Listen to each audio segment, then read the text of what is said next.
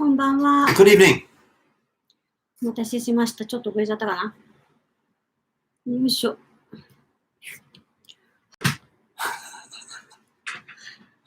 Are you okay? です。失礼しました。It's very wet in Tokyo そうね。 this evening. うんうん。 Tomorrow we are in for another hard day of hard rain. そうなんだ。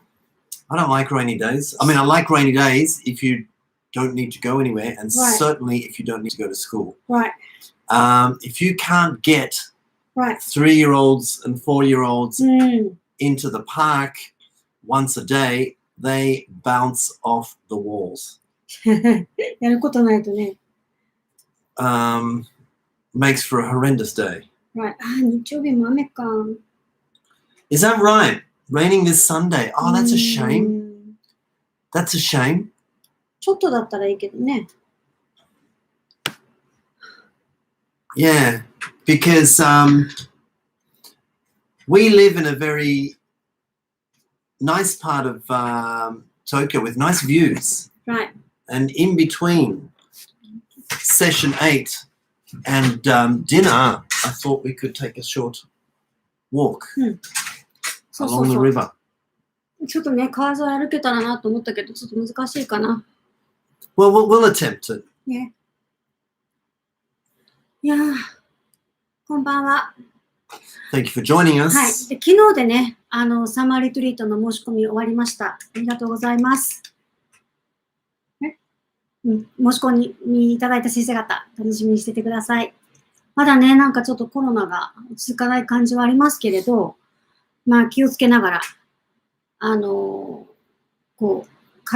研修会場も全窓オープンで、ビーチサイドなので、風もいい感じで、循環してくれるかなと、はい、思ってますので、楽しみにしててください。It's going to be fantastic. うん。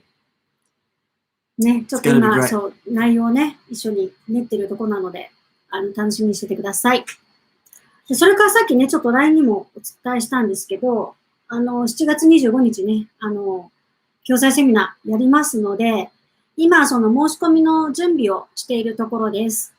で、LINE 公式アカウントの方で、募集をね、かけますので、もしお知り合いの方とかで、LINE 登録してない方がもしいらっしゃったら、ぜひ、登録するように、ね、お伝えいただけるといいかなと思います。Yes, and this seminar will be on Zoom. はい。But it will also be face to face here in Tokyo そうですね。in a nice venue. Not a super large venue, so participant numbers will be limited. そうそうそう。一応人数を限定してね、フェイストゥフェイスの参加もありにして、あとはまたズームで、参加いただけるように今ちょっと調整中です。また詳しく決まったら一気にご案内したいと思いますので、LINE チェックしておいてください。I am looking forward very much to this one. そうなんですよ。今回すごく久しぶりに教材ベースの教材活用セミナーみたいなのは久しぶりだね。Yeah. 一緒にやったよね、アプリコットで。一番最初にやったとき、初めてアプリコットでライブ配信したときだったよね。覚えてる？ I do. なんか私たちセミナーをやると結構歩き回っちゃうんですよ。だからカメラワークの関係上あまり動かないでくれって言われたのね。なんかテープが貼ってるここから出ないでくださいって映んなくなっちゃうからって言われて。Well, you have to give things to teachers. そうなんだよ。しょうがないよね。なんかずっと前に立ってやるなんてちょっと面白くないしね。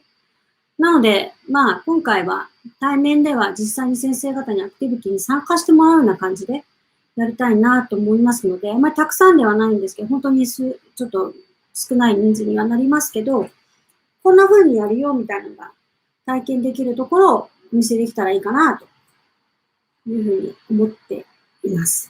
久しぶり。And of course, this Sunday, session 8, Goki. そうです。5期がね、 Goki's final session. もう半年弱、5期がスタートして、いよいよ日曜日がね、最終セッションです。最後のセッションがあって、終了式でいよいよ終わると。なんか、早かったかな。I feel so. いつもそうだよね。あっという間、結構、あっという間っちゃあっという間だけど、すごい、いつも濃いからね。We've received some very nice comments from, 窓開いてた。we've received some nice comments from some of the teachers who are currently with us in Gorky, and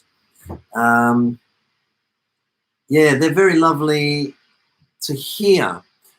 Hiromi and I can't always believe it ourselves. We are just two very like-minded people who decided to combine their energies, because somebody has to do it. Somebody has to send this generation of kids into the direction they need to go, especially when it involves English education. And I still don't see many other institutions nor teachers outside of English Uplift who are who I could honestly say are working effectively for the kids' future. Wow. Haven't seen it. There must be teachers out there. Mind you, in saying that, not related directly to English conversation, but the education minister of Hiroshima. So ne. She's a government minister, but I have seen her being interviewed on TV, morning TV, a few times, and her name escapes me. But she's pretty good, isn't she? She's somebody I would love to meet one day and have a chat with. She's pretty good. She sees things, or we see things in the same angle that she does. とっても似てるよね。Yeah. Her specialty is not English, but just genuinely thinking of the kids' future. Well, you're Googling her name? Yes, I'm a fan. I think she's pretty good. I should try to remember her name. Who else? Well, of course, Nakamoto Sensei I really like. John Fanslow I like, but in very different ways. Hirakawa Sensei. That's right. Hirakawa Sensei from Hiroshima. Yes. Yes. I like her very much. 先生の話を聞いたときはもう本当そうだったよね。でたまたまほら、検定試験のさ、ケンブリッジ導入したときに、やっぱりって思ったよね。Yes. And of course, Zushi Sensei. I mean that, of course, without. Zushi 先生はもう私にとっては、教育者としてはもう一番の先生かな。英語ではないけどね。No, but 日本語。日本語。Right. でも日本語とはいえとももう子供たちの教育全般に関わること。Yeah. Zushi 先生いなかったら私先生にならなかったからね。そう。そういう意味では本当に恩師ですね、私の。Wherever you are this wonderful Thursday evening, wherever you are joining us from, let us know who you are, where you are, how you are. The chat box is alive and well. If your device allows you to use the chat box, please go ahead, say hi. And give us your thoughts on this evening's topic. Now, the topic, this is not the first time we have visited this topic. そうね。But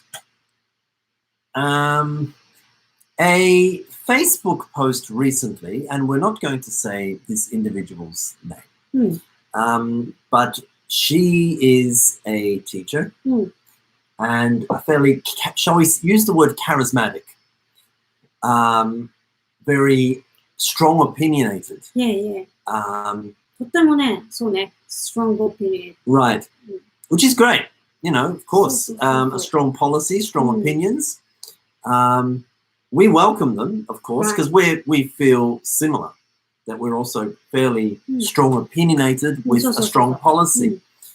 Just so happens that this particular teacher, her thinking and our thinking is widely different. So we're not, you know, we don't communicate really at all. そうね、最初、向こうからちょっと知り合いになりたいっていう連絡があって、だいぶ前なんだけどね。So that's why you're friend. Okay. まあ、フレンドっていうか、まあ、知り合い、直接お会いしたことはないけれども、なんかメッセージでやり取りをしていて、でちょうど私が関わってた地域の教育委員会とも関係があったり、世田谷の小学校でもしてたからね。Yes, I'm aware of that. まあ、世田谷の方に住んでたからね。ああ、そうなんですか、なんて言って、ちょっとやり取りしたことあったんですけど、それから随分やり取りしてなかったんですけど、たまたまね、ちょっと、ほっと思うね。Yes, so aside from that, we've seen from her own Facebook posting that our views are widely different, and that's totally fine. We have no problem with anybody's opinions being different from ours. We're used to that. なんか、there's right or wrong じゃないんだよ。right とか wrong を作ってるのは自分だからさ。本当に正しいから悪いかって誰のジャッジによるものってなると、it's really hard to tell which one is which, you know? Yes, of course. だから、まあそういう人もいるんだなと。まあでも、全然違う考え方をね、するんだな。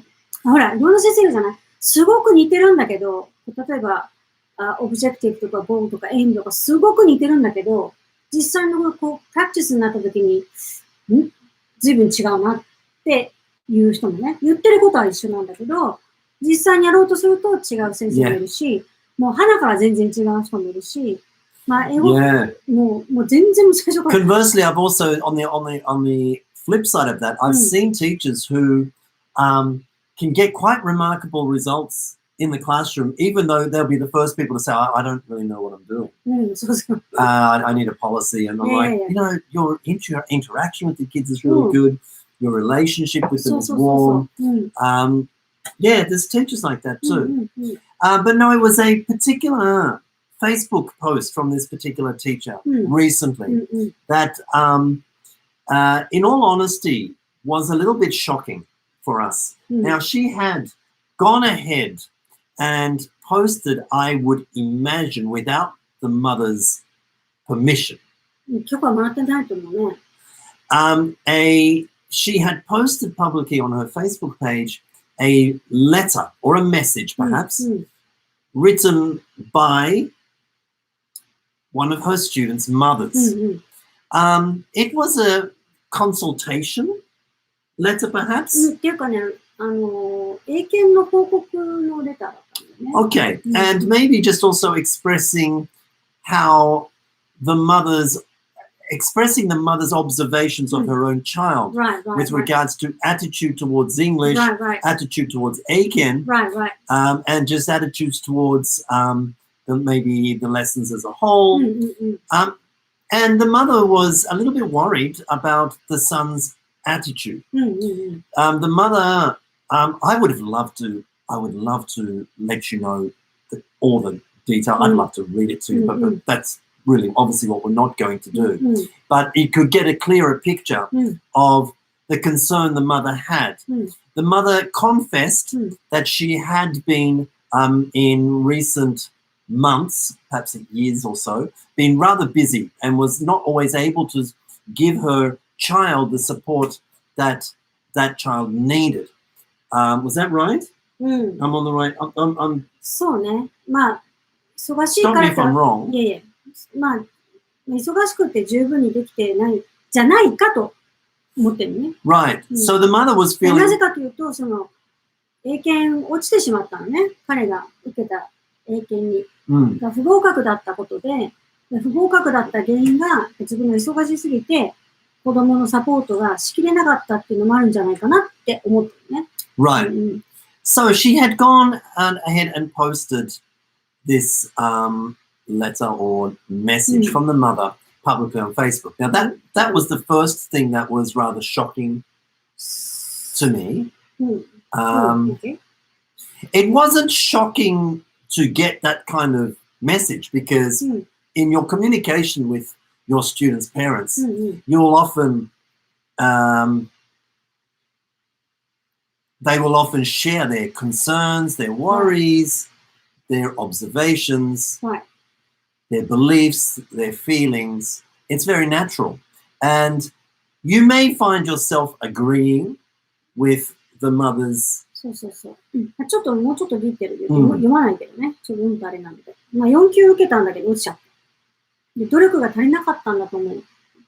The child didn't make as much of an effort. まあ、もしかしたらお母さん自身のことも言ってるかもしれないけれども、で、すごくこう、残念、情けないんだけど、自分とその子供がね、一緒に勉強するのはもう無理なんじゃないかなと思っていらっしゃって、で、やっぱりその子供のね、その英検に対する考えが甘いとか、一生懸命やらないっていう、グリッドでこうやり抜く力っていうかね、粘り強くやるっていう力がどうもないと。でも本人はやっぱり泣いてたんだって、落ちた時悔しくて。でも泣くんだったらもっと頑張ればいいのにと思うけど、あんまりそれでも頑張らないっていう感じだね。で、なんか去年の夏ぐらいにお母様がちょっと体調壊したりして、まあそれで仕事もしたりとかして、あんまりこう、構ってられなかった。っていうのがあったみたいで、でもそれじゃいけないと思って、お母さんも反省して、一緒にやろうと思うんだけど、もう子供は結構なんか反抗的になっちゃって、一緒にこうやるのが難しいみたいなね。でもこんな状態でやってたら子供が英語すごい嫌いになっちゃいそうで怖いみたいな話になっていて、で、まあ彼もこうストレスを発散する場所がないんじゃないかとか、まあそんな感じでいると。If you've just joined us, we're describing a message from a parent to a teacher, and that teacher posted that message onto Facebook. So without reading word for word what that message says, because we doubt that even that teacher had permission to put that message on, so we're not going to read it. Word, but that's the general gist of it. The mum was concerned about her son's attitude and maybe 何歳なのかなちょっとわからないけど、本当はもう、受験もあるのかな ?3 級まで行きたい。できれば12級まで行きたいって思ってたけど、4級もダメだったから、でもなんか子供もあんま勉強する気ないし、でも悔しいって泣くけど、泣く割にはやらないし、っていうことで、先生どうしましょうみたいなね。Right. いう感じで書かれてたみたいなね。Does this kind of message and this kind of concern, does this surprise you? なんか随分ね、お母さんがすごいストレスを感じてるっていうか、プレッシャーを感じてるんだなって、これを見て思ったのね。Yes. なんでそんなにプレッシャー感じるんだろうってちょっと思ったんだけど。Does A-Ken create that kind of pressure? いや、これがね、A-Kenじゃなかったの、プレッシャー感じ。私が感じたのはそうじゃなくて、実は先生だ。っていうのがあるんですよ。Right. ね。Yeah, okay. But before we jump to that conclusion, まあ、ジャンプっていうかね。These reactions from students to a moment of, I won't use the word failure, but the A-Ken is such a strong deliverer of the feeling of success or not. そうなんだよね。So it's a rather tricky ball game to play, especially if you're dealing with attitudes towards English education, which is one of the hardest things to stimulate. まあ、正直その、英検自体の内容をね、本当にすごく勉強して身につけたら、かなりの力になると思うのよ。英語のそのノレッジとしてはね。なんだけど、さっき言ったように、その英検にあまりにも集中しすぎると、その、本来何のための英検なのかっていうところに行くとね、で、その、すごくもう全集中みたいな感じで英検に向かっていってしまったときに、受かった時は、それはもう、やった、受かったって思ってね、嬉しいと思うし、その時の達成感、成功感大きいかもしれないけど、逆に落ちた時の子供のね、反応っていうのも、やっぱり、生徒もプレッシャー感じてるし、お母さんも、落ちちゃったのみたいな感じにもなって、雰囲気があんまり良くないなーってちょっと思う、ね。Yeah, and like you mentioned, it does depend on the child's age, and they could get to an age where they're rather sensitive. そうね。or 年齢はちょっとわかんないんだけどね。and some kids are really sensitive to, hey, Minori sensei, good evening. そうそうそう、取り扱い注意ですよね。多分ね、でもこれ小学生だと思う。中学生ではなさそうだな。Yeah. ここはすごく英検にフォーカスをした英語教室みたいなのね。もう絶対合格みたいな。何ヶ月で絶対合格みたいなのをやってる。And there are schools like that. I've worked with people like that. I still work with teachers who don't discourage the kids from taking ACAN. And I don't either. I don't discourage, but I don't actively promote it. まあ、受けたければ受ければいい。Go for it. やってみなっていうね。But please don't let yourself down if you don't get the result you want. If you get the result you want, fantastic and good on you. But I just think sometimes, look, it leaves a bad taste in my mouth because I've seen kids too young to be doing something too advanced or too mature out of their socio experience. What's the word? なんか5歳で英検準2級とか。Yeah. It's just.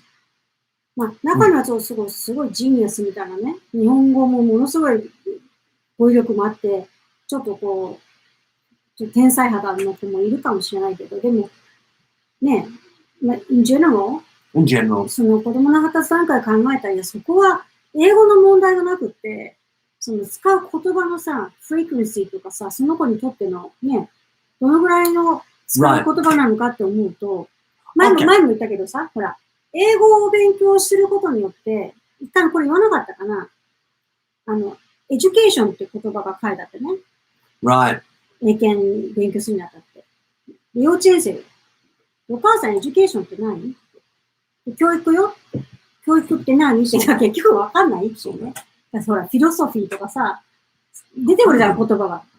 フィロソフィーって何って、日本語でもね。I've seen, or I've observed a teacher teaching a very young child, Aiken, and seen his frustration at the child's lack of understanding of certain vocabulary. いや、だってさ、日本語でもわかんないでしょってなるよね。Yeah. And he's like, だから。だから認めもないけどね。Yeah. And I was just like, but I mean, the child didn't seem to mind. The child was like, oh.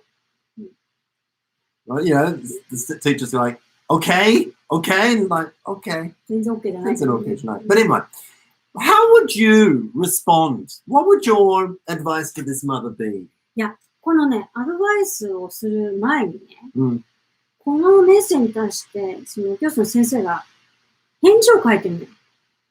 Yes. そう。Right. So that's also what you would do. だけどその書いてある内容がね、ちょっと私はびっくりした。そのお母さんがフラストレーションなのは、Yeah. This message.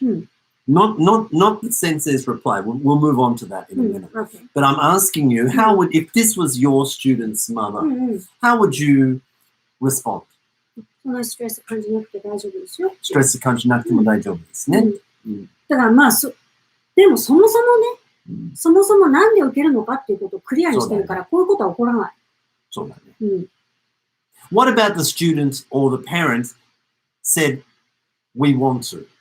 And so you said, okay. はい。さ、覚えてる？あなたのクラスの中学生でさ、英検3級受かんなくて、ものすごく落ち込んじゃって、もうマシューの教室に通わないで勉強しなきゃって言ってるこのところに話をしに行ったじゃん。Yes, I remember that. そう。I think you saved her life. ねえ。急に成績良くなったのね。なんか学校の成績もなんか取りにくくって、で、英検も落ちちゃって、英検3級落ちちゃって、で、中学校の英語の先生に英検3級取らなきゃダメだよみたいな感じで、すごくプレッシャーかかっちゃって、でもなんかうまくいかないって言って、だから英会話スクール行ってる場合じゃなくて、その勉強しなきゃいけないからって言ってる時に、なんか相談を受けて、じゃあ一回話にしに行こうかって言ってね、子供たちの前に、何かいたよね。I needed a voice change. そうそうそうそう。So Hirumi came to my lesson and spoke to these junior high kids. そうそうそう。And it was fantastic. The mothers came to watch too, didn't they? We invited them down. なんか一回やったのに評判良くてもう一回やることになったんだよね。Yes, that's right. そうそう。ハリボテの紙切りのためにストレスを子供にかけない本末転倒。本当そうだよね。なんかね、その時に言ったのはね、英検が全てじゃないよって話だったんですよ。ざっくり言うとね。なんで英語を勉強してるのかっていう、よく言う what for ね。なぜあなたはこれを、何のために英語をやる必要があるのかっていうところの中で、その一つの、その英検は一つに過ぎないと。でもあなたたちはやらなきゃいけない英語っていうのはこういうところなんだよって、こういうことなんだよって、あなたの未来こういうふうになっていくよっていうような話を、ざっくり言うとね、そういう話をしたんですよ。だからその一個落ちたからって全て終わりじゃないっていう。っていう話をね、しただけなんだけど。I think you also told them that you told them the result of your first junior high English test too, didn't you? まあね。Which you got 0. そう。中1の英語0だったよ、みたいな。そっからでもこんななれるよ、みたいなね。みたいな感じだったけど、まあ、それよりも何よりもね、英語を学ぶことに対する、この未来感を感じてほしいんですよ。もうここしか見てないんじゃなくて、もっと見て。Long term. ロングタームで見る、そうだ。The kids don't tend to look at those. Some do. あんまりないね。お母さんとか、ほら、受験とかなんてもうこうなるじゃない。で、それは悪いことではないんだけど、あまりにもそこに執着しすぎると、もう、ちょっとうまくいかなくなった時にもうすごく脆い。すごいフラジャイルっていうのもうすぐブレイカブルっていうか、すぐ壊れちゃうっていうかさ。Yeah, I've seen that. そう。で、それは、あるよね。どうしてもこう、目先のことでいっぱいになる。悪いことではないんだけど、ただそこにスタックした時に、うまくいかなかった時がもうすごくもうボロボロボロってなっちゃうからね。そう。でもそれってやっぱり視点の持ち方っていうか、どこにフォーカスを置くか。In English we say, putting all of your eggs in one basket. そうなんだ。In other words, if you drop the basket, then everything cracks. そう。なんかそういうふうに思っちゃうと、そりゃストレスだよなと思って。だって、もう涙目になっててさ、向かないダメだ、どうしようって言ってて。And parents do feel a deep responsibility. I mean, we're parents, and most of us watching here are probably parents. I know as a parent, the stress that we feel and the responsibility that we feel for our students' success, and it's a different way than that of a teacher. And I personally find teaching easier than being a father, because I sometimes get stressed out on things that I wouldn't usually get stressed out of things in the classroom. But of course, when they're your own kids, there is often parents feel a reflection on themselves. Right, exactly. So if the child does something, you know what it's like. People will think, well, how were they raised? You know? And didn't your parents teach you this, and this? Right. Which is very tricky when you've got two kids who are entirely different. Because and I know if you have kids, more than one, you of course notice that they're completely different. But even though your upbringing towards them, or at least your parenting policy, is largely unchanged. So it's really weird how some kids react to the same education that we get at home. So we understand the stress that parents feel. I am similar to Hirumi that usually, if I get that kind of concern from a parent, the first thing I say is, it's okay, you don't have to worry so much. It's not the end of the world. No. And also often, kids in class are very different than how they are at home. And I know, for example, I've had kids who have a great time in class and look really happy. But then it almost feels behind your back. It almost feels like a betrayal. They will say different things to their parents. And you feel quite betrayed by it. You often wonder or ask yourself, why are you doing that? But yeah, it's happened to me recently, but we worked out why. This particular child was trying too much to be like her brother. Her brother had like his eyes set on like a good high school and a good university, and so the younger sister kind of felt pressure that she had to go the same way. Back to our comment. So this particular teacher posted this message from a student's mother. Right. It's rather personal. I mean, it was そのままだったよね。そのまま。そのお母さんがね、なんかすごくイライラするメールをもらったと、最初はね。すごくフラストレーティングメールをお母さんからもらったって言って、それのメールが。So that was the, Kenメっていうか、that was her comment at first. その、ヘッドのところね。In the head box of Facebook, she had written, I just got this. 書いてた。小学校5年生。5年生。I just got this really frustrating message from this mother. そう。でね、英語の指導というよりも、家庭内の問題のような気がしますって。家庭内の問題のような気がするって言って、さっきのね、お母さんの、その、ちょっと紹介した内容のものが出てるわけ。Okay. So there you go. It was I feel, not only unprofessional to have posted a direct message from a mother, so unedited, like this is it. それさ、コピー&ペーストしてさ、 Copy paste. イライラするって言って書くこと自体がもうちょっと人としてダメだよね。Yeah, so that was the, I got this really frustrating message from this mother. I don't think it's got anything to do with the English, but they have family issues. And so it was worth reading if somebody you know is a teacher posts that kind of message on Facebook. そうに書いてあってね、私はそのお母さんのさ、メッセージを見たときに、そんなに家庭に問題あるかなと思ったんだよね。そうなんだよ。It's common. The mother was, I think, clearly worried about the son's reaction. でね、結局、このイライラ、この先生のしたイライラポイントっていうのはどこなんだろうと思ったらね、体調を壊して子供に構ってあげられなかった。でも仕事も忙しくて、あんまり英検のね、サポートができなかったっていうことにイライラしてる。先生が。Okay, are you going to share her response 先生のね。先生のね。So, 先生 then went on to post, following that letter from the mother, went on to post her own replies to that message.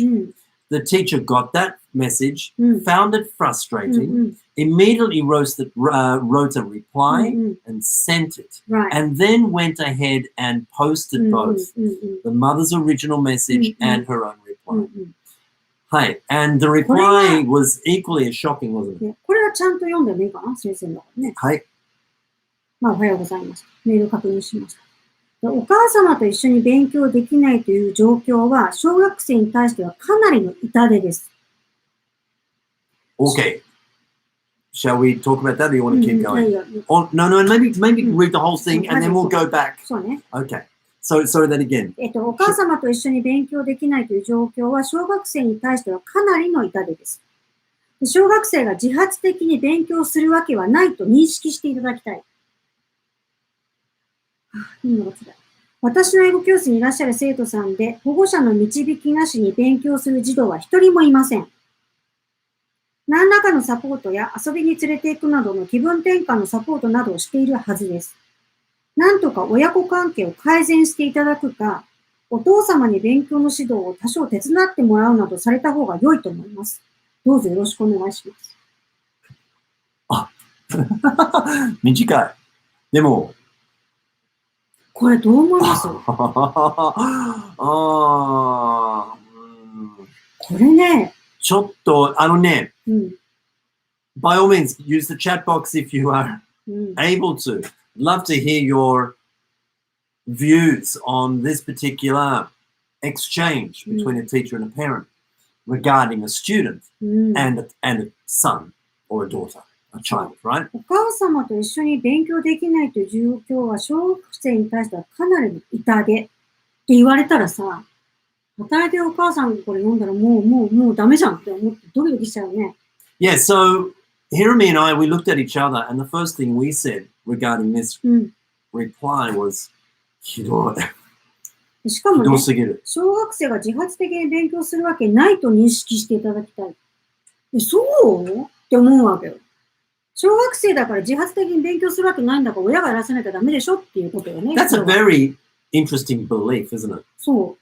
でしかもさ、自分の教室には、保護者が手伝わないで勉強する子供はいませんって言ってるのね。で、それってさ、先生としてどうよって思わない？ Yeah. ペアレンツがサポートしないとうちの教室ダメなんですって。じゃあ。だって英検よ。されど英検かもしれないけど、たかが英検よ。Why are the parents sending the child to that 教室then? 言っちゃった。でしかもさ、親子関係を改善していただくかってそこまで何を思って言ってるのって。ね、おじゃあ先生いらないじゃん、そうお母さん。って言ってるようなもんでしょ？お母さんがサポートしなかったら受かんないんですって言ったら、あんたぼったくってんじゃないのって思っちゃうね。Yeah, very. それにね、私はもっとショックだったのは、親子関係を改善していただくかって余計なお世話なんだけど、まず。そう。お父様に勉強の指導を多少手伝ってもらうなどされた方がいいと思う。って言い切ってるのよ。これさ、私、お母さんだったらめちゃくちゃ辛いと思うよ。だって、子供に英検を受かってもらいたいって親だって思ってるし、子供も思ってるし、で自分ができるだけサポートしたいと思ったけど、落ちたことによって自分ができてなかったんじゃないかって、She might feel really terrible. Yeah. で、その上に、That's what her message implies. でしかもそう。で、それなのに、そこに先生が追い打ちをかけてさ、あんたダメだからお父さん出してきなって感じでしょAwful. もうさ、お母さんのさ、もうセルフエスティームもうズタボロよね。もうなんかね、もうハグしたくなる。なんかね、ちょっと私、リピートの先生にもシェアしたんだけど、ある先生にハグって言ったけど、わかる、もうお母さん、大丈夫って言ってあげたくなっちゃうような案件だと思うね。もうこんなことをさ、先生が書くんだと思って。ね、なかなかね、でもこの人は初めてね、こうやりとりして、ホームページを見させてもらったときに、うわ、すごいなって思ったのね。Yeah, she's very, yeah. She's very,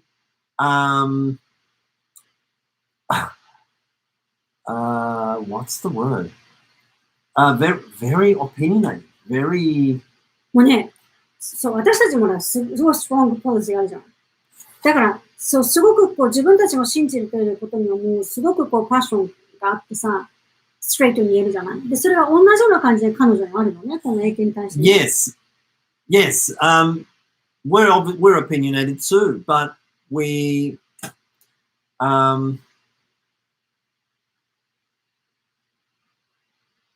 what's the word? We're kind of approachable, I think. You know, and we can justify our beliefs.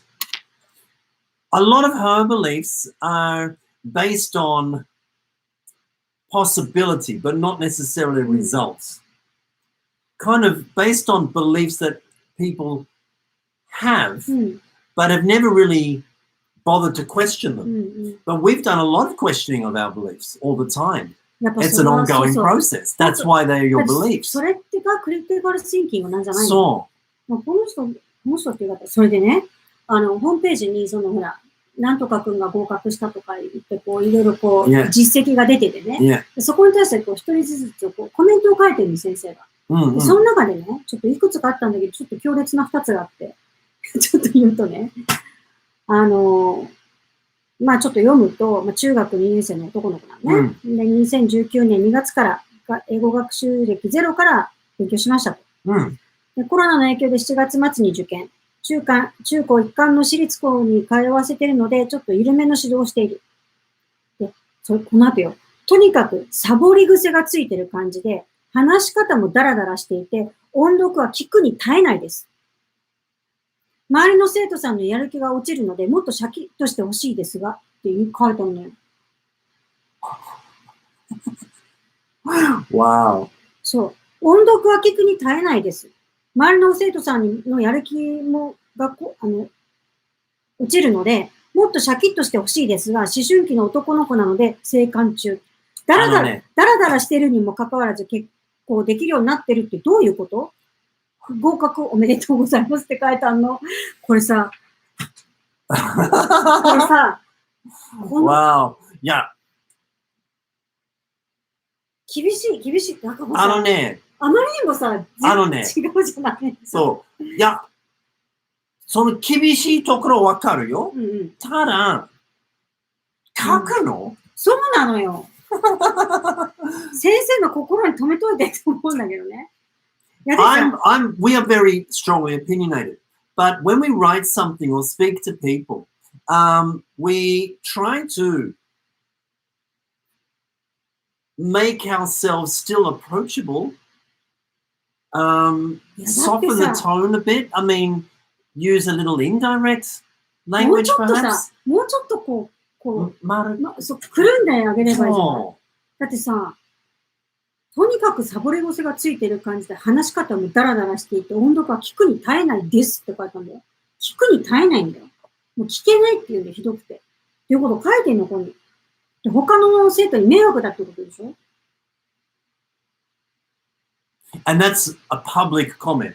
そう、ホームページになった、ホームページ。Homepage. So, すごいね。So, that student can read it, that student's parents can read it, that student's friends can read it, and also all of his classmates can read it. だから、あの子のことだなってわかるよね。もちろん。名前書いてあるからね。For the whole world to see.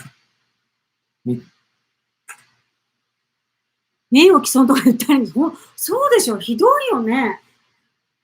でね、もう一人はね。いや、でね、はい、どうぞ。もう一人はね、まあ、中国語と日本語のバイリンガルの子みたいなんだけど、英語は3カ国語目らしいのね。そしたらさ、語学センスはいいのですが、もっと羽ばたけるはずなのに、いまいちの伸びです。こんなこと言っていいの？私は鍛えたいと思ってるのですが、女子学生なので生還中。そんなこと書いていいのってか、これさ、お母さんとかって本当に思えないのかな？いや、もしかしたらさ、やっぱりここに通ってるってことは、お母さんたちもそういう、同じ方向を見てる可能性あるよね。こんな風に書かれてんじゃん、あんた何やってんのみたいな。本当が馬鹿にされてるよとか、あんたできる朝に全然やってないって先生言ってるよみたいな感じに言われちゃうのかな。先生の指導力不足。そうでしょ。私もそう思うの。でもね、そうに全くこの先生思ってないの。私のおかげでっていうのもすごくいっぱいあってさ。その私が指導すればもう全部合格みたいなことを言ってるんだけど、今回4級落ちたから、イライラしてんだと思うね。お母さんのせいにしてる気がするのよ。先生からするとたかが4級なのに落ち上がってって思ってるのかもしれないけど、でもそれあんたのせいよって自分じゃなくてお母さんのせいにしてる気がするんだけどね。それっておかしいなって思うんだけど。でさ、それのコメントに対してさ、素晴らしいって書いてるコメントの人もいてさ、まあ、何が素晴らしいのか全くわかんないと思うのもあったし、Awful. でもそれに対してなんかそういうこと書くのはどうのこうのってこうすごくこう、なんか、こういう人ってさ、今度戦うとものすごい長いメール来るタイプじゃない。Yes. だから、そのコメントする人もこう、黙ってられないからすごくオブラートに包んでんだけど、全然この先生に響いてないってやつ。私からすると、よくそこまで書いたと思うけど。Right. うん。Oh, wow. I wonder if it's okay to post something like that. うん。You don't know. っていう人もいたし。Instead of saying, how dare you post something like that? それはやんなかったね。No, of course not. あとは、やっぱその英検だけじゃなくて、小学生のうちはもっと音声教育をして、Yes. 英語を使う楽しみをやった方がいいんじゃないかっていう人もいたよね。Right.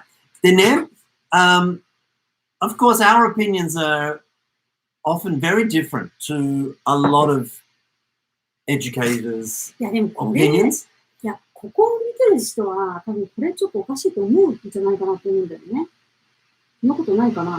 いや、私はね、結構ショックでね。眠れなかったね。ちょっとね、なんか、かわいそうだな。and I was going to say, you know, our opinions differ from a lot of other teachers' opinions, and their opinions differ to ours, and we're always open to healthy discussion and sharing ideas and views because this is part of our teacher development. So I always enjoy it. And under normal circumstances, I'd be very happy to speak with a teacher like her because she has a different opinion and a different policy. And I think it's very healthy to discuss it. でも、あまりにも言葉の使い方 and right. So, and like Hirumi said, if you try to pull her up on things that she's saying, then I do too. I feel it looks like she's going to send a いや、一回そうだったのよ。ちょっと書いた、私が関わってた教育委員会があるところに住んでる人だったから、私が教育委員会にいるって言っちゃったもんだから、どうなってるんですかとかって。もうそこに住んでる子供たちがすごくできる子なのにできなくしてる小学校だと思いますみたいな、うわーってきて、なるほどねって。Right. まあ、それはそれで、まあ、そういう意見もあるなと思って、その後、なぜかね、ちょっとそのお家から離れてる世田谷の小学校で教えると、J 社員を持ってるのね。だから、教えるって言ったもんだから、私がちょっとやらしいけど、ちょっと根話をしてね、その小学校にちょっと聞いたのよ。なんとか先生来てるって。だから来てますよって言って、ちょっと噂を聞いたりとかして、ああ、そうなの。でもなんかすごくこう、ブイブイ言わせてる感じだったから、当時の教育委員会に、なんか、このエリアにこういう英語教室やってる先生がいるんだけど、もしかして知ってるって言ったら、ああ、知ってる。指導主従がさ、知ってる。小学校でやらせてくれって言ったけど、断ったんだよっていう人だったんでね。Right. And also, this must be the very first time that we have directly pulled in a different educator's publish comment and given it such a negative feedback. Now, I often refer to other educators writing for a healthy discussion here. And whenever we disagree, we're always respectful. But to be honest, and I wish no disrespect, because it's got nothing to do with us. But we, in all honesty, found this particular Facebook post by a teacher to be rather shocking and worthy of our discussion tonight. And I would hope that none of us would be that kind of stress and pressure because that kind of teacher for our students and our students' parents. You know what I mean? でね、この先生のそのポリシーっていうのは、やっぱなんでこういう書き方してんのかなっていうのがちょっとこう読んでて分かったのは、ちょっと待ってね。その後にね、ちょっと面白いことを書いていらっしゃったんですよ。そのなんかもうちょっとオーラルやった方がいいんじゃないかとか言ってるのに対してね、何を言ってたかというと、なんて言ってたかな。そうなんだって思うことを書かれたんだよね。ちょっと待ってね、ちょっと見てみよ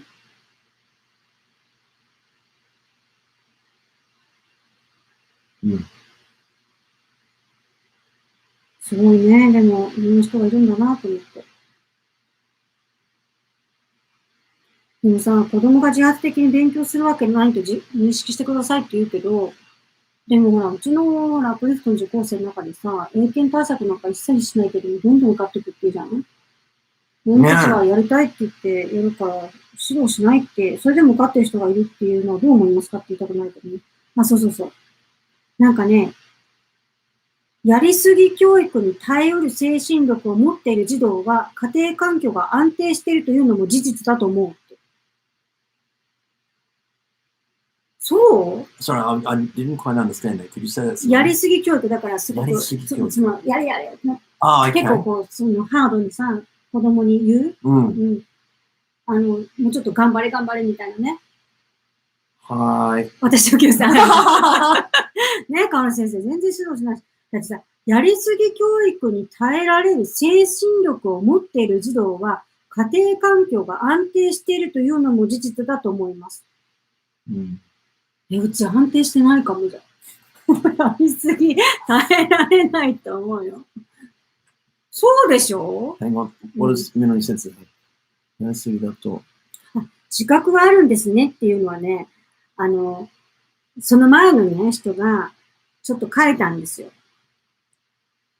ちょっとやりすぎ、なんか E テレで噂の保護者会っていう番組でやりすぎ教育っていう特集があって、みたいな。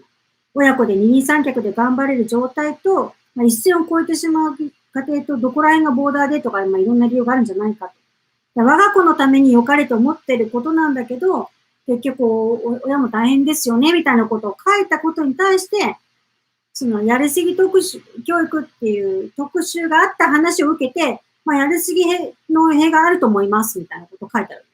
やりすぎ教育の弊害もあると思います。児童を見る限り子供たちの方が素直で正しいような気がします。これ全然意味わかんないけどね。でもその次のさ、やりすぎ教育に耐えられる精神力を持っている児童は家庭環境が安定しているっていう、でも家庭環境が安定してるんじゃなくって、もうパワハラだと思うんだよね。親の。パワハラっていうのかな？親のさ、権力を使ってさ、もうあなたはこういうならなきゃダメなのよっていう、コントロールできてるのが安定してる教育って、もしかしたら思ってるのかもしれないね。親の言う通りに動くっていう。河野先生、いえ。英検対策はしてませんが、みんなは合格してますよ。Great! And that's fantastic! Because, でもさ、河合先生、これ書いたらさ、まさにさ、さっきみのみ先生が言ったさ、うちの教室ダメですよって言ってるのを露呈してるよね。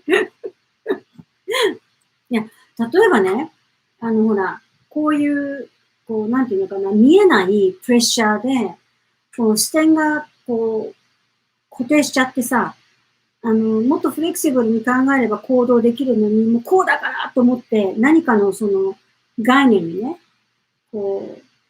なんかの執着が強すぎて、もう固定しちゃって、もう、行動が伴わないって場合はさ、それこそコーチングとかでね、いろんな視点を変えて、できるようにサポートしてあげるってことは絶対大事だと思うんだよね。だけど、そうじゃなく、もう上からトップダウンでやらなきゃダメなのよって。でしかも先生がお母さんたち次第ですからね、みたいなプレッシャーをかけられたら、そりゃきついなと思うのね。で、よくほら、受験勉強はね、やっぱ親子二人三脚じゃないけど、親も一生懸命サポートしてとか言ってあるじゃない。ちょっと夜食使って塾の送り迎えもしてとかね、そういうのあると思うよ。勉強もちょっと見てあげて、そういうのあると思う。でも私からするとさ、英検だよ。そこまで英検に命をかけるように、Yeah. 仕事が忙しいとか、その親子関係がまずいとか言われたらさ、私、もしそんなこと言われたら、だって私結構忙しい。結構子供ほったらかしにしちゃった時あるしさ、それこそ私たち講座やってる時なんか完全に子供ほったらかしたもんね。こんなんだったらさ、Yeah. めっちゃ怒られるね、私たちね。Yeah.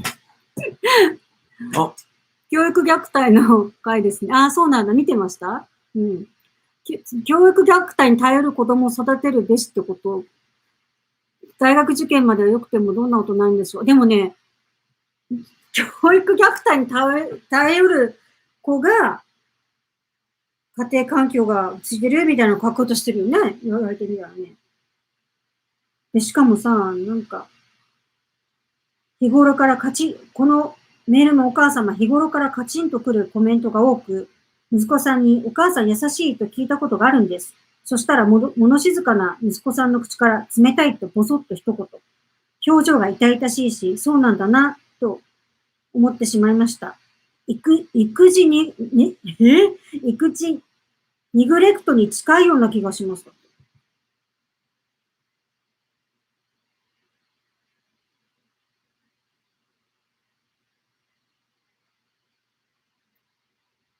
お母さん優しいって聞いたら物静かな息子さんの口から冷たいとボソッと一言。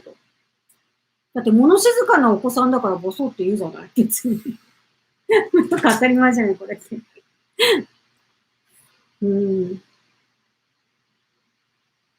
でもさ、これでさ、育児ネグレクトとか言われちゃうんだよ。Awful. That's just wow. だって英検4級落ちただけでしょ？英検4級落ちただけでしょ？あ、そうそう、SNS で書くこと自体がもうモラルの。そうなんです。そうなんです。まあね、こうやって言っちゃってる私たちもいけないのかもしれないけど、いや、ただ、ちょっとね、考えてほしいなと思って。What we're doing is we're condemning a public post that ridiculed a mum's genuine concerns. だから今日、これをね、読んだときに、まあこれはある一教室の先生だけれども、I think it should be reported, personally. だけどさ、こういうふうに思っている人は一人じゃないはずなんだよね。Yeah.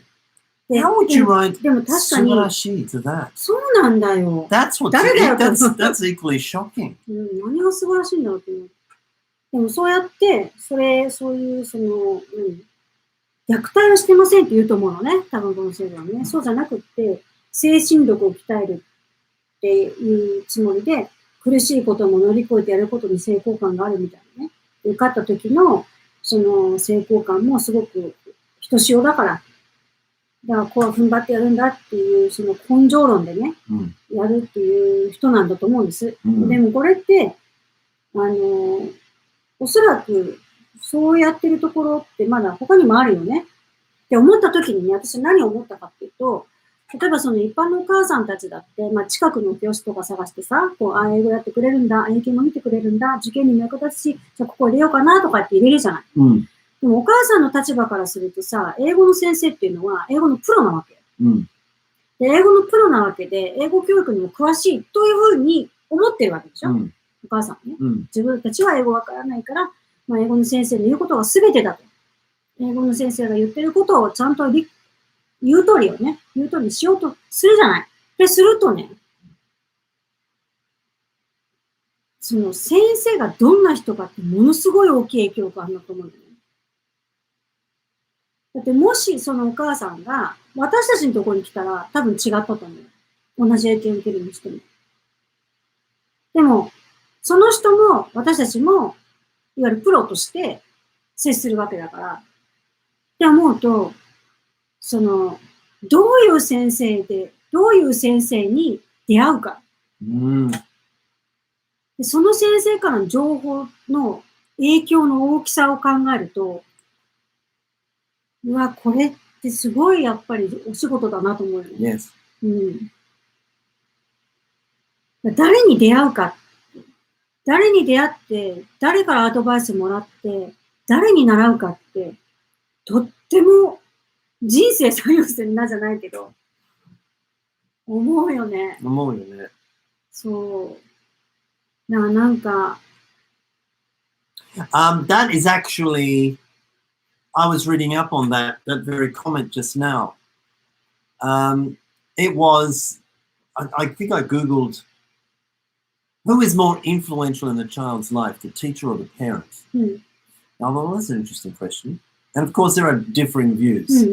I expected at least the first view to read was that the parent was obviously more an influencer than the teacher. But in fact, the very first reply to that question or post regarding that question that I read was somebody who said the teacher's more influential. Yeah. Because from the kid's standpoint, the parents are a tarimaya. So, you know. 違う大人の意見っていうね。Yes. So, depending on the teacher, the influence that teacher can have on the child is greater than any parent. そうなのよ。でね、まさにそれ私も感じてて、でさ、ほら、ロンドンが行った時に、書店でね、他の先生とこうやって歩いてる時に見つけたバッグに書いてあった言葉がさ、Teachers are real influencers って書いてあって、本当そうだなって思ったよね。Excuse me, I'm just getting another coffee. Keep talking. Yeah, yeah. で、4級落ちたのは合格するために十分な勉強をしなかったから、やればいいだけ、誰のせいでもない。小学校高学年なら子供ならちゃんと話せば理解できますよ。そうなのよ。やらなかっただけなのよ。で、勉強しなかっただけなんだけど、おそらくね、その子が勉強しなかった。つまり、勉強しない、何かがその子を止めてるんだよね。勉強できない。したくない。行動に移せない何かがあるわけで。で、そこをクリアしなかったら、やらなきゃいけないの分かってるけど、やらないっていうのが続くじゃないですか。でもそれをね、根性論でやるっていうのは、絶対、もうはっきり言う。絶対違うと思う。絶対違うと思う。だから、そもそもなんで英検なのかっていうのも、なんかそれでね、またちょっと他にもいっぱいこうコメントがあるんだけど、私は英検をその他受けなくていいと思いますとかって言い出してんのよ。Did you write a comment?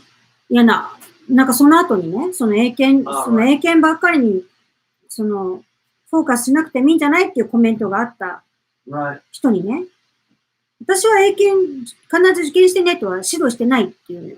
そうかなと思って。でもなんかさ、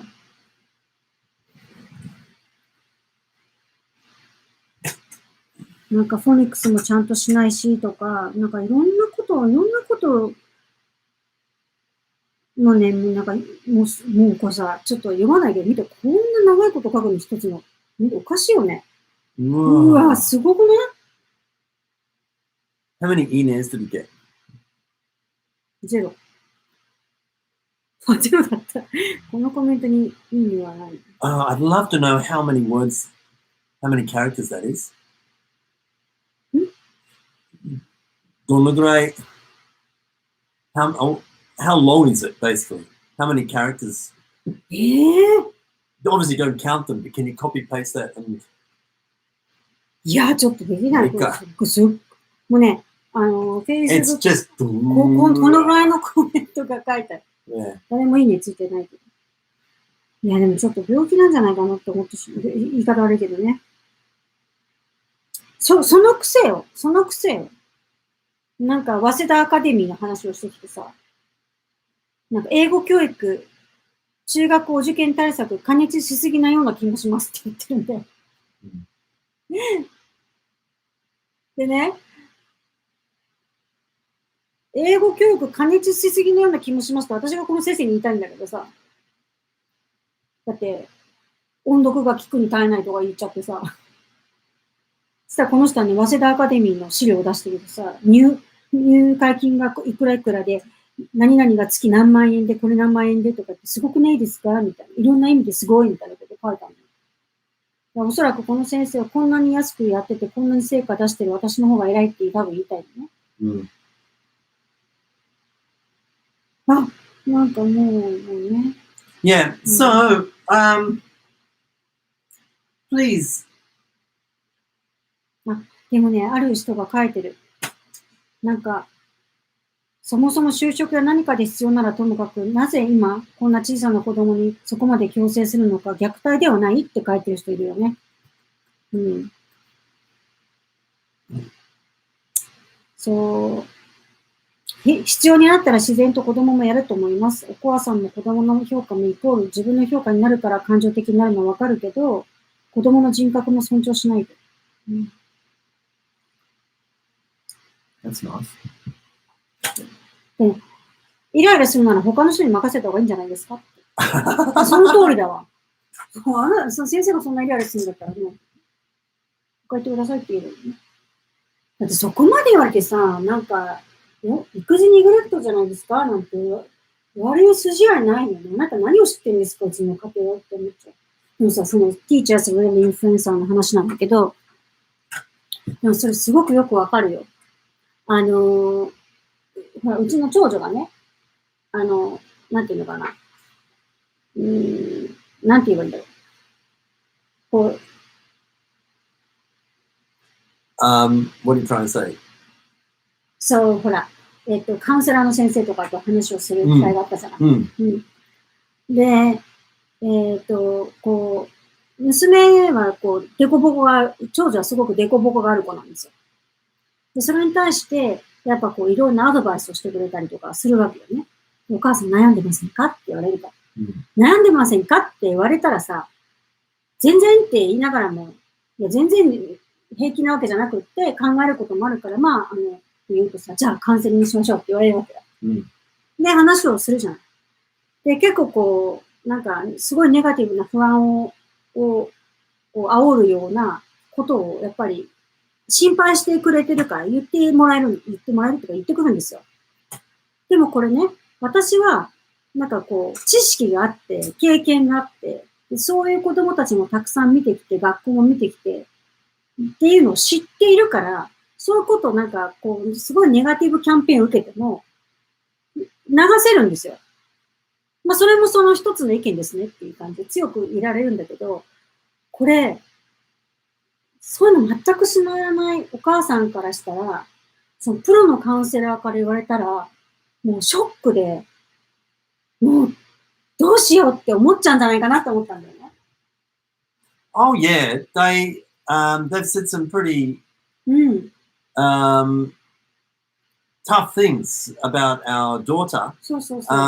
And that, I mean, we can handle it because we're educators. But I agree. I often ask myself, if you don't have the experience, I wonder how you would take that kind of comment. そう思うとさ、なんか、いろいろ知っててよかったなって思うことをやっぱり、だって知らなかったら、ちょっとビビっちゃうと思うよね。Our daughter, bless her soul, she's rather unique.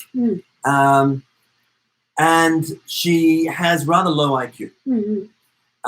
So she's going to have to struggle with that. We're going to have to live with it.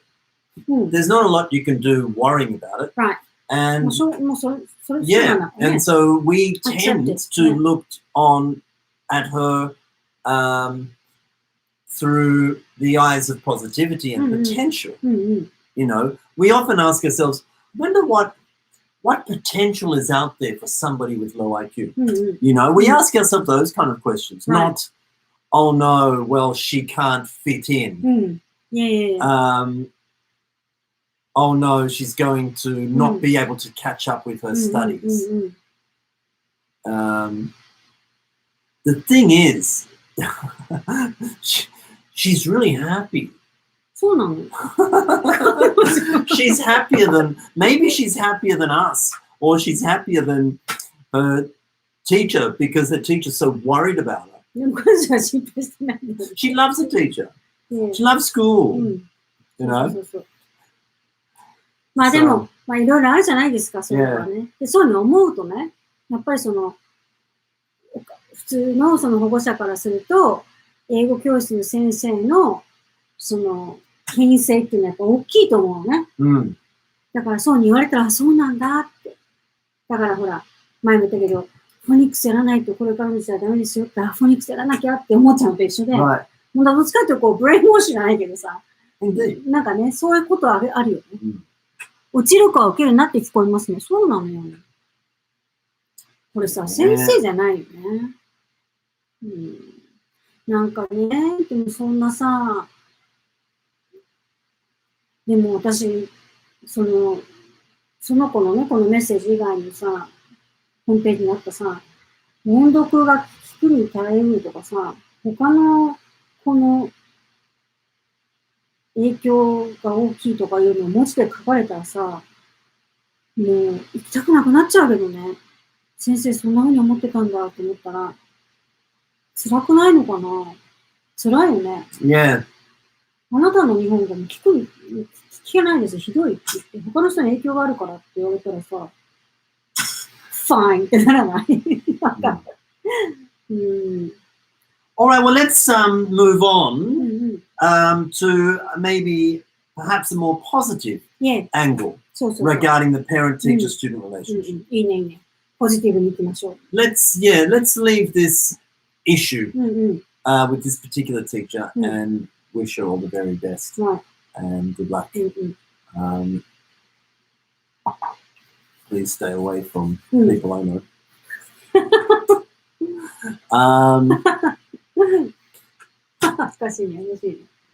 But so shall we?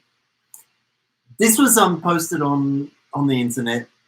I just Googled parent-teacher-student relationship, and there's a lot of interesting articles, and there are just too many to go into much detail. But this particular educator describes the 3 best ways parents can help teachers. He describes the 3 best ways teachers can help parents. So there's only 3 of each, so that might be worthy of some discussion. The 3 best ways parents can help teachers. I wonder if you can. Okay. Wonder if we can open up the discussion. By all means, share your thoughts. Number 1, the 3 best ways parents can help teachers. Number 1, be involved in your child's education. So true. 私それあると思うな。エデュケーションっていうかね。Yes and no. ね、これね、ちょっとちょっとね、ごめん、今、2通りあった。Okay. 今、学校教育のことをもっと考えたのね。はいはい。そう。エデュケーションに関してね。Yeah. 保護者がどういうふうにこう先生に関わるかって言ったらね、学校に関わっている人は先生の大変さが知ってるから、モンスターペアレンツになりにくいとかさ、ちょっとそこを考えちゃったよ。Did we talk about that discussion? I think maybe we did. The meeting that you attended at the school when the teacher gave a homework assignment. ちょっと声がちっちゃくて聞こえなくない？ Did we talk? Maybe we've talked about this. 言ったと思う。 About the homework assignment. そう、下の子の担任の先生が新任のね、まだ20代の若い先生で、中学校の体育の先生から、小学校の免許持ってきて、やっと小学校の先生になりましたっていう、もうすごい若い、なんか、全然自分新人なんで、みたいな、ちょっとこう、中半端な部分もあるような若者の先生なのね。Right. And one of the homework assignments he gave was, well, research something, anything you're interested in. Research or anything that kids want to do. Yes, do something. The kids' homework was for them to do something and present something in class, perhaps. No, just do something. そう、自由に。自由。何でもいい。何でもいい。漫画を描こうが、絵を描こうが、文を書こうが、もう何でもいいと。自分が何かしたいことをちょっとやってみようページがね。Right. それが週末のちょっと。の一つ。そう。宿題の一つ。Seems fine. It seems I'm okay with that. It might be interesting. だっていつも音読、算数とか計算とかいっぱい決まってるけど、Yeah. まあちょっと、I think my own kids would love a homework assignment like that because they're interested in very different things, so they would do different things. So I thought, oh, yeah, that's all right. But anyway, at the parent-teacher meeting, some of the parents complained about that particular assignment. They used this Japanese, ね、先生、もうちょっと具体的に指導しないと子供たちを混乱し、混乱して何してるかわからないから良くないと思う。Right. いわゆる too vague だっていうことね。Right. その具体的にしてもらわないと子供たちは何をやっていいかわからないから宿題ができません。Right. ちゃんと指導してください。って言ったのよ。Right. ほら。In front of the whole class. それがさ、一人じゃなかったんで、そうだそうだみたいな人だって。Right. おーと思ったの。ほらもうさ、and he was very apologetic. すいませんみたいな。で、他のクラスもそうしてるから、自分もちょっとそれを多分先輩に聞いてね、そういう同じようにやってみただけだと思うんだけど、うまく答えられなかったんでね。先生の何は答えはあったと思うのよ。子供の自由を尊重してって思ったんだけど、そのお母さんたちのプレッシャーに負けて、先生は自分の意見を押し殺してる感じがしたんだよね、私から見ると。Yeah. Now, Hiromi told me about what had happened at this meeting that these mums had stood up and kind of went at him. そう。まあ、その時はね、先生、あんま気にしなくていいと思います。みたいな。ちょっと、私も次、もう一人の娘のとこ行かなきゃいけなかったから、ゆっくり話せなかったんだけど、先生大丈夫ですよって。私は、わかりますからって、ちょこっと言って、出たんだけど、もっとこう、先生、ね、先生味方してるよっていうのも言いたかったんだけど、もう時間がなくて言えなかったから、帰ってからマシにね、その話をしたのね。So I wrote him a letter. そう。And I said, Dear Sensei, my wife and I have a combined total of 45 years of experience in children's education. We understand there was some difference of opinions or some parents who did not support your homework. Please understand, we do agree with your homework assignment because it gives freedom to the kids, gives kids power, enables them to choose. Choice, yeah. And we totally think that's a fine assignment. 応援してますっていうふうに書いたの。ありがとうございますって来たよね。で、またその後また問題じゃないけどあってさ、なんか、漢字のテストの前の宿題の出し方が良くなかったって多分クレームが入ったのよ、学校に。で、なぜかその先生から、Eメールで、宿題の出し方がちょっとわかりにくくて申し訳ありませんでしたみたいな。謝んなくていいよって思うのね。まあそういうことが。はい。ごめん。ちょっと話してみちゃったけど。So, be involved. Be involved. でもそういう意味でね、そういう関わり方しちゃったらちょっと違うんだけど、もうちょっと話変わるんだけどさ、よく、こう、ベテランの先生とか、先生はいいとか、評判がいい人っているじゃない。やっぱそういう人に見てもらいたいって思ったりするでしょ、担任とかでも。で、例えばほら、普通の仕事でもさ、やっぱりこう実績がある人の方が信頼できるとか、やっぱり口コミが一番信頼できるとかって、当然そうじゃない。先生がいいよって言ったら、先生担任だったらいいなとかいうのあると思うんで、それはそれでもちろんそうなんだけど、私ね、その実績があって、成果が出てる先生っていうのも絶対的に素晴らしいし、そういうところに子供を見てもらったり、仕事でもね、お願いするのが一番いいの分かってるんだけど、ただね、こう初めてまだ経験がない人にこそチャンスをあげたくなっちゃう人。Yes, I agree. わかる？ Yes. で、その結果がね、もしかしたらこけるかもしれない。Yes. で、指導も良くないかもしれない。だけど、なんかね、チャンスをあげたくなっちゃうんだよね。Yeah. Especially young teachers, new teachers. You want to give them all the encouragement because we all remember how it was to be young and inexperienced and how frightening it was. And you've got the kids to deal with and then their parents. It's like it's really hard. So you want somebody on your side, you know. っていうかやっぱ自分がその全然経験がないところから、こう、初めてね、こう学校に入っていった時のことをやっぱ思い出すわけよ。私が何者かわからなくて、ただその話した感じ、悪い人じゃないしと思ってチャンスをくれた、一歩があって今があるって思うと、なんか、その時の授業はね、大したことできてなかったと思うの。今思うと本当にひどいなと思うよ。だけど、チャンスをくれたことに対してものすごい感謝があるわけね。もちろん。そう。だから、その先生が多少失敗しようが、なんだろうが、いいよって。ね。それは先生の経験になるよっていう感じで見ちゃうんだよね。That's all part of your development. So yeah, no problem. No problem at all. 結構ね、そういうふうに見ちゃうんだな。Minori Sensei says, take interest, but trust your child with the teacher. Yes. Yeah, that's such a good point. I think that is one of the best ways that the parent can support the teacher. Take an interest, but trust your child with the teacher, because we think of many things. 実際にあったほら、いろんな人がいるからさ。Shall we look at number 2? いやいや、 Number 2. 話が飛んじゃったね。The best of the 3 best ways parents can help teachers. Number 2, educate yourself of current trends in education. Or number 2 is the second one of the number 2 of the 3 best ways a parent can support a teacher is for the parent to educate themselves in current educational trends. Or Minori Sensei, yes. A big yes. Current educational trends.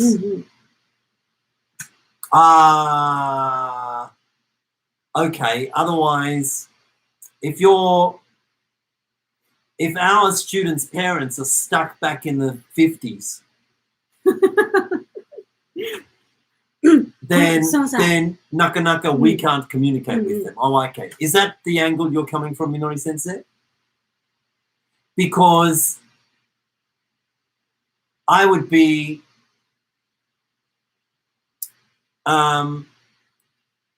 if the first point you made, take interest but trust your child with the teacher, then absolutely okay.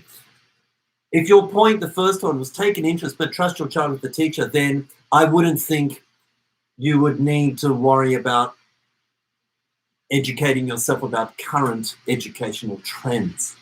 このさ、trends って言葉はちょっと気になるよね。そうなんです。何をその人は Policy, yes. そう。トレンドっていう言葉がちょっと気になるけどね。でも latest って意味なのかな。でもさ、latest もさ、人によってどこが latest か違うからさ、ちょっと、でも言いたいことはわかる。でもやっぱそれは、やっぱ興味を持つっていうことは大事だよね。で、やっぱり昔みたいな教え方だけに固執して、それが正しいと思ってると、やりにくいよね、先生に。Yeah. Number 3, send your kids to school happy. そりゃそうだね。それは、いいね。そう、私、玄関にね、ちょっと、付箋取って。付箋？This one？ はい。今後、この星の付箋にさ、こう、目描いて、口描いて、こう、スマイルを描いて、にっこりマークをね、玄関のところに貼ってあるんですよ。そう。ハッピーで行こうっていう。家出る前にね、そう見てから行く。そう。ハッピーで行こう、ね。I need one of them.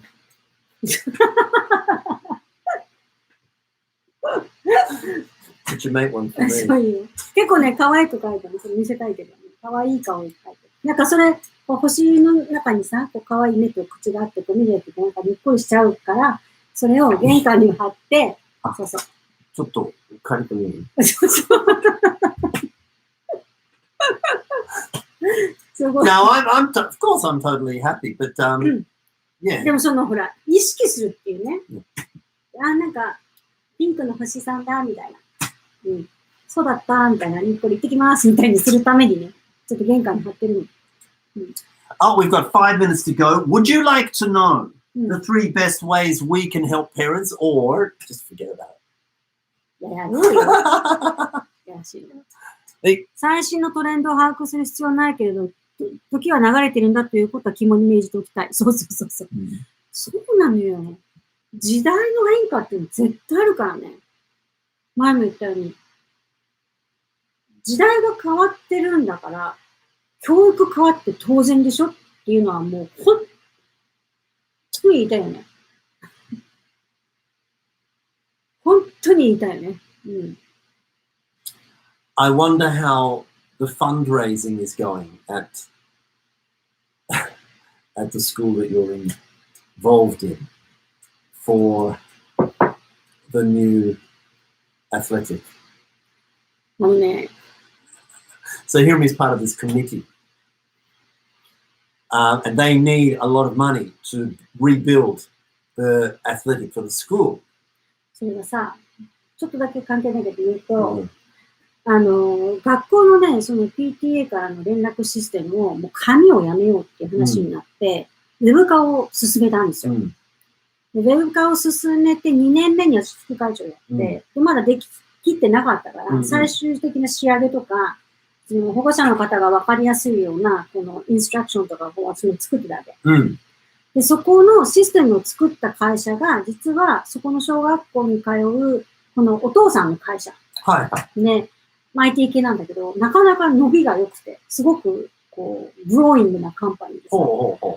で、今回そこがね、50万人。結構大きいよね。かっこいいなぁと思って。よかった。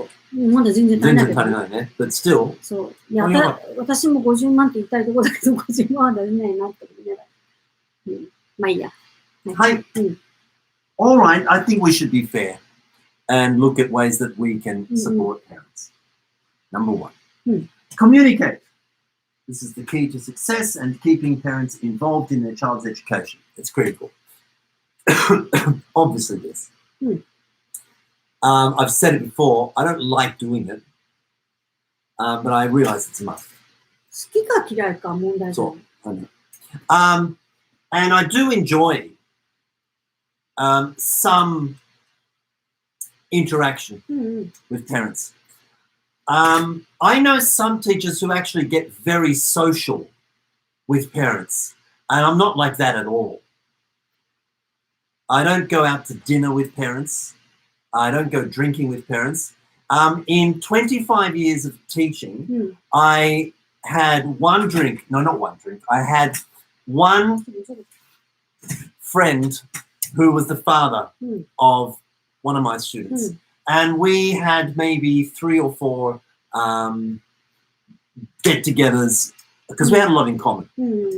And one of them was our love for Nihonshu. So, but even so, we'd never spend more than like an hour and a half. And I was always aware that he was my student's father. So I couldn't exactly relax. He's a nice guy. And so that was okay. But that's the only time I've been social with students' parents. In fact, it's not very comfortable for me. But I know a lot of teachers who find that is an integral part of the business. I disagree. I'd rather just keep that. 立場はね。Yeah. 先生としての立場をキープしたいから、なんか、フレンドじゃないっていうかさ。No. よくほら、ファミリーとか言うじゃん。Yeah. でもちょっと私も違うかな。No, I don't feel. I personally don't use the word family when it comes to a relationship between students and parents. Between teachers and parents or schools and parents. I know it kind of feels nice to be able to say that, but from a parent's point of view, I wouldn't want to be, what's the word? Inferred. Yeah. That we're family. I didn't, as a parent, I didn't say that. だからもうファミリーですよって言われたら、ファミリーなり、なんか、I know I know the intention is there, and the intention is good, and the intention is to make it maybe feel more homely. So I understand the intention, but personally, I wouldn't use that word. 先生から言われたら嫌かも。そう。こっちがもう家族みたいにしていただいてるって言うぐらいだったの関係だったらいいけど。No problem. And I have received that kind of comment, but it wouldn't come from me. そうね。I've got my own family. Thanks. You know what I mean? そうそうそう。結構最近ファミリーって言葉流行ってる。It's a nice sounding, warm little word. Yeah. Well, community, yes. でも community, yes. ほら、インターネットのコミュニティとか SNS。本当？でも SNS のコミュニティでファミリーって私はどうか。No, it's not. No, not a family. A community. I'm happy with the word community. いやいや、コミュニティだったら。Yes. チームとかね。Team? まあ、そうね。ティーチャーの中ではね。Yes. Yes. But 話をちょっと変えるとさ、アップリフトのファミリーと言わないじゃん。No. ね。No. でもそういうふうに言う人いるじゃない。Yes. I was thinking that on the way home today. I look, yeah, love abounds. 変われないけどね。Right. And I don't think we need cozy little words to keep us together. You know, we're all right. You know what I mean? Hey, so, but communicate, obviously. さっきみたいに好きか嫌いかじゃなくて楽しもうと決めてやるだけのことだよね。やるかやらないかだよね。Number 2, the best way teachers can help parents is to educate them. ファミリーという慣れ感が出る。そう。Team uplift. ありがとうございます。Yeah, team, definitely. チームはね、We're definitely a team. すごく私の中で気持ちがいい。Yeah. 一緒に。Yeah. Educate parents. I agree with that. だからここがさ、先生がどうエデュケートするかに全然違うっていうところだよね。But I think in that way, when Minori Sensei says that parents should educate themselves on the current trends in education, my take is we should educate them on what our policy is with regards to their children. Sure. And I really wonder how that teacher who we were talking about earlier goes about educating the parents she's with. Educate とかブレインウォッシャーね。It's very kind of top down, isn't it? そう。Hey, number 3. The best way that teachers can help parents is to be positive. That's a good one. Send a note home or an email to let them know the amazing things that their child is doing. ポジティブ、そうでしょ。そう、いいと思うよ。絶対ポジティブでしょ。Yeah. めちゃくちゃネガティブだからね。Yeah, be positive about the students as much as possible. Any negative thing that happens in class, I try to sort it out between me and the student. And unless it's an injury, obviously, then I let the parent know. But other than that, if there's any kind of small trouble, I feel that that's part of the child's education and the parent doesn't need to be involved. But if the student talks about that situation at home and then that's brought to my attention, then I can explain what happened and why it happened. Because everything we do in the classroom is based on a policy. So everything that happens in the classroom is very simply explained. So I'm not worried about it.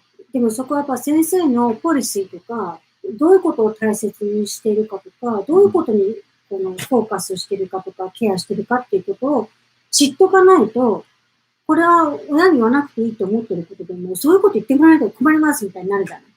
Oh, yeah. 子供がいたときにね。But then again, I would tell them exactly what I just said now. そう。だから、そのちゃんとリーズンがあるからね。Yeah.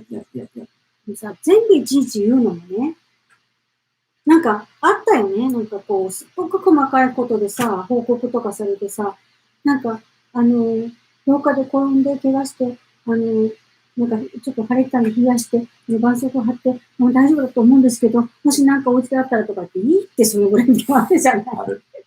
なんかこう、ゴーンって毒ぶつかってさ、タンコブできちゃって、脳には問題ないよ、大丈夫だよ、みたいな。すっごいさ、なんか。先生たち心配してますね。でもそれってなんか言われるとね、あ、文句を言うお母さんたちがいるから、文句は言われないにも伏線合ってるなって思うとさ、大丈夫だから。なんかほら、一回、こう、ちょっと顔をピッて怪我しちゃってさ、引っかかれたりなんかしたのに、ものすごい大音にする。女の子の顔なのに、とか。いや、でも細胞ある、生まれくるから大丈夫です、みたいな。細胞がある。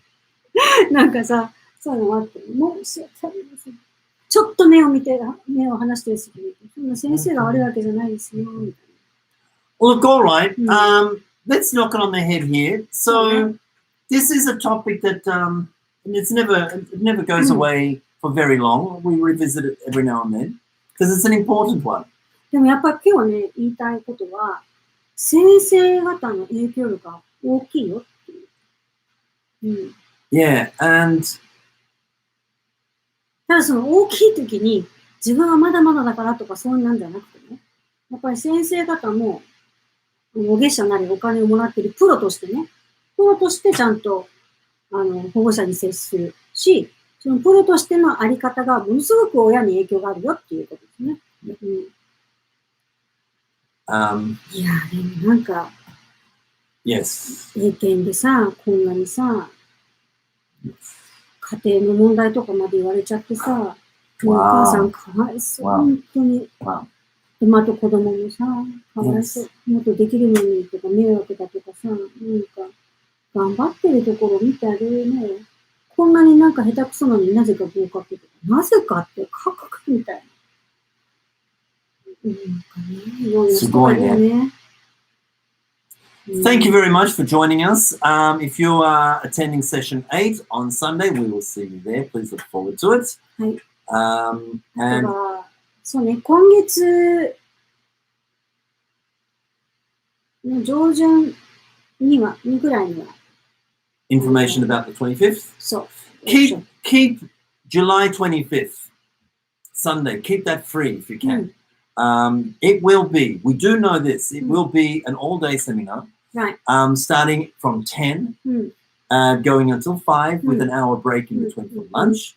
Usual kind of schedule. There will be face-to-face. Numbers will be limited. And it will be in Tokyo. そう。で、対面の先生はちょっとスペシャル特典がさ、今回ね、このワークショップに参加した人に全員ちょっと特別なね、特典をつけたいっていうのと、あと、まあ、なかなか来られないと思いますけれども、対面でね、受けられる先生には、さらに特典があります。Of course, yes, because of the nature of the situation right now, Zoom will be available. まあどこに住んでるかによってね、of course, so it'd be great if you could join us on Zoom. And this is a revisit of Kyozai-based seminar. 久しぶりにね。Kyozai, yeah. Matthew's top 4. しかも、指導書とか一切ない。そうだね。そんな使い方すんのみたいなのがね、紹介できると思うので楽しみにしててください。Thank you very much for joining us and we'll see you next week. おやすみなさい。ありがとうございました。Thank you for everybody's comments. はい。ありがとうございます。私でもさ、同業者って言いたくない。そういう人とは。そうそう。なんかね。なんかすごいね。なんかね、いろいろ最初さ、いろいろご教授くださいって来てたのよ。いろいろ教えてくださいって。でもさ、教えるも減ったくれるのに、もう話もしたくないんだよね。そうなんだよ。もうあんまりにも。だからね、ちょっとFacebook距離を送ってクリックしちゃった。もうポストが上がってこないようにしようと思って。気分が悪いから。あ、そう。Good night. そう。